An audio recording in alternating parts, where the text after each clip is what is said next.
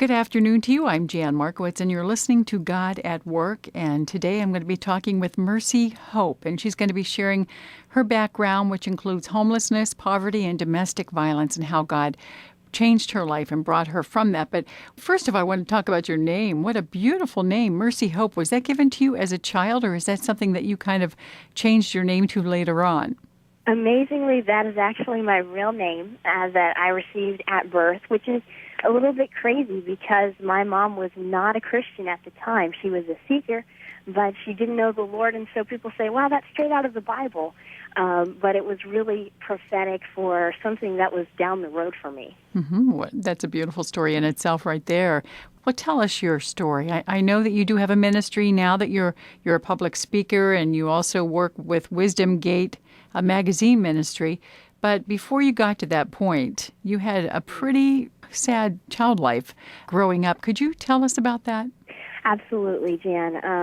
My story isn't unusual in some ways, in that a lot of people in our culture today sadly understand fatherlessness and abandonment. Today I visit children's homes and see that just over and over and over. And, I was at a basketball game a couple nights ago with a friend of mine who's a senior, and I have to say that there was not one dad waiting in the wings as those boys came out of their final game and were celebrating their victory. It's a sad thing, but many, many people understand that. Another aspect, though, of what I grew up with that's a little less common, or at least less talked about in the church, is the issue of domestic violence. As you mentioned, that was the real nightmare. And so I had two things going on in my mind and my heart growing up. And the first one was that, the day that I was born, my dad wasn't at the hospital. He was already basically out of our lives. And I had an older brother and sister at that time. And at the hospital that day, there was another man who became our worst nightmare for the next 20 years. But especially for the next 9 years of my life. You said he was the worst nightmare is because he was abusive? Yes, he was abusive, extremely controlling. And it was really the reverse of my dad, in that I ended up having visitation with my dad once a month for about the first 9 years of my life. But he was always extremely distant. I always longed for connection with my dad, and he was never that involved. Even when he was there, he felt a million miles away. Well, with my stepdad, the dynamic was entirely different. He was extremely controlling. There would be times, Jan, where it was unthinkable. I remember multiple times where we would be in our home for 2 or 3 days at a time, being held at gunpoint. Oh my! And unable to leave the house and to make a call. And people, probably wonder, well, how can that even happen? But the mind manipulation of, if anyone leaves, everyone else is killed. And really, it's the grace of God that someone wasn't killed. What a terrible way for a child to have to grow up and live, walking in fear. And what happened from there? Well, I look back now, Jan, and I see how God had a plan of redemption that I had no picture of. And a story that I've been thinking of recently, just in an instance of a case where God redeemed a specific situation, took something that was very bad and very ugly, and has revealed himself to me through that, was an instance with my stepfather where I remember him, grabbing a hold of my arm and just beating me all the way up the stairs to the second story where my bedroom was. Oh, dear.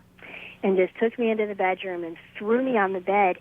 And at this point, I was already out of breath and just heaving and couldn't get away from him. And he pulled his belt off. And he actually turned the belt around so that the belt buckle end was what he was swinging at me. Oh, my. And I remember, Jan, holding my hands over my face to protect my eyes. Because as much as it hurt to have that belt buckle striking various parts of my body, I would take a hit anywhere else on my body to protect my vision. Oh, yes. Oh, my. And as terrible as that scene was just recently, the Lord used that and gave me a picture and showed me that, the Bible talks about that we are the apple of his eye. And there's this beautiful poetry, which really never had come to life to me before. And the Lord began to show me what it means when he says that I am the apple of his eye.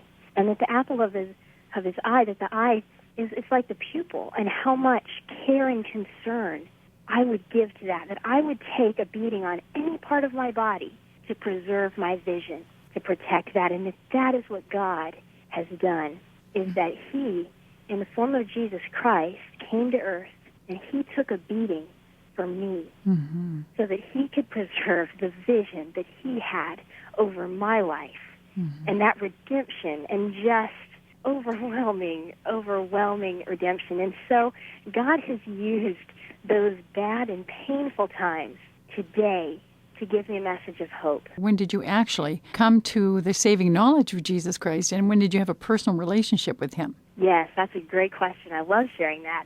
I actually was in Sunday school, amazingly, growing up, and up until I was 9 years old, I was in different Sunday schools where they would say, well-meaning teachers would say, well, God is like your father.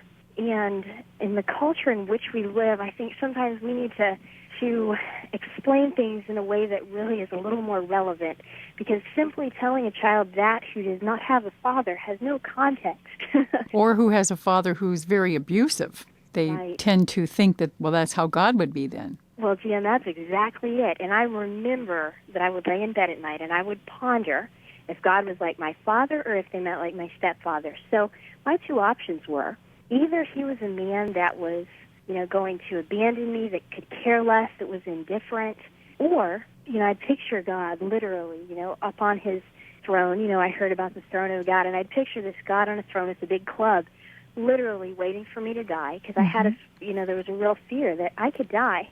And I just thought, if I'm killed, I'll go up there to the throne of God, and, he's going to beat me and throw me into hell. And that was literally, Jan, the picture that I had of God first 9 years of my life, and it was terrifying. And I would say the sinner's prayer every night, just out of fear and trepidation, but I didn't understand. I did not understand the love of God.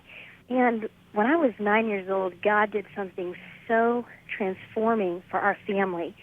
And actually, my mom, her name is Skeet Savage. She's actually the founder of Wisdom's Gate, the ministry that I now serve full-time with. And she has her own amazing story. But she met the Lord at the point of suicide, at the point where she had the gun, she was ready to take her life because of the hopelessness. And God spoke her name. And that story is hers to tell, but I have to say that that started us on a journey. And the Lord connected us with some Christians halfway across the country. We were able to move away and to escape from this terrible oppression, the life-threatening violence, and get to a safe house and into a church where people just practically expressed the love of God. And it went beyond singing, Jesus loves me, to really living the gospel of Jesus Christ, the love, and being his hands and feet. And I know there's a lot of talk about that, but I really saw it in action, and it impacted me so deeply.